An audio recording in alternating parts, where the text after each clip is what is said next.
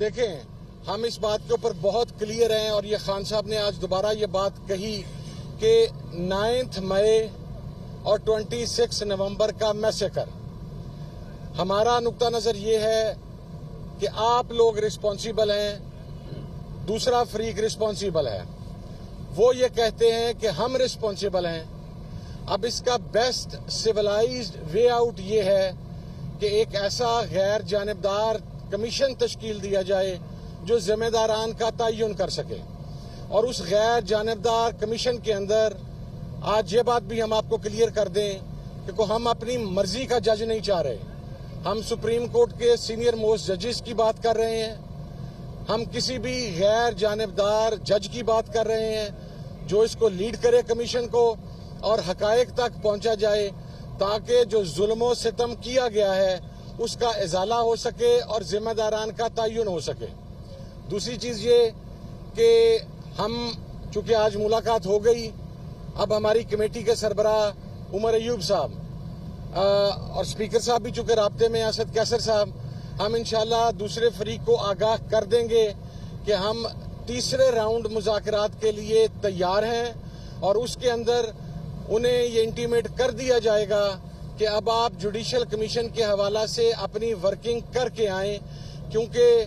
اتنے دن گزرنے کے باوجود، بلکہ اتنے ویکس گزرنے کے باوجود ابھی مذاکرات کے اندر کسی قسم کی پیش رفت نہیں ہو سکی،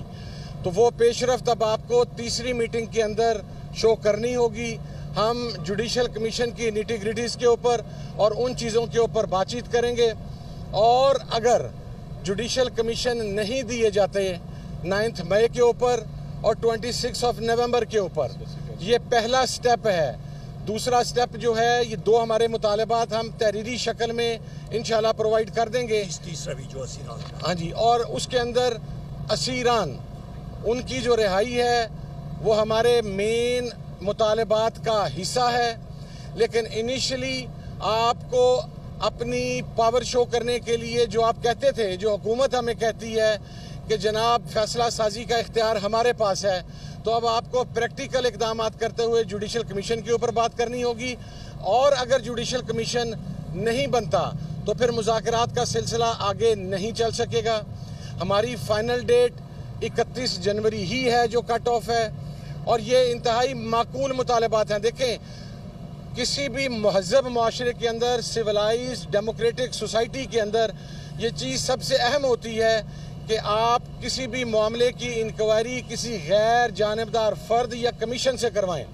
ہمارا کوئی مطالبہ اس قسم کا نہیں ہے جو نہ مانے جانا والا ہو، اور یہ سب سے آسان مطالبات ہیں۔ ہمیں تو آج تک اس چیز کی سمجھ نہیں آئی کہ اگر آپ سمجھتے ہیں کہ ہم رسپانسیبل ہیں تو لائیں وہ CCTV فوٹیجز، وہ جوڈیشل کمیشن کے آگے رکھیں، تعین کریں ذمہ داران کا، تاکہ اس کے اوپر نہ پھر ہمیں اعتراض ہو نہ آپ کو اعتراض ہو، لیکن کسی کا ہینڈ پکڈ فیصلہ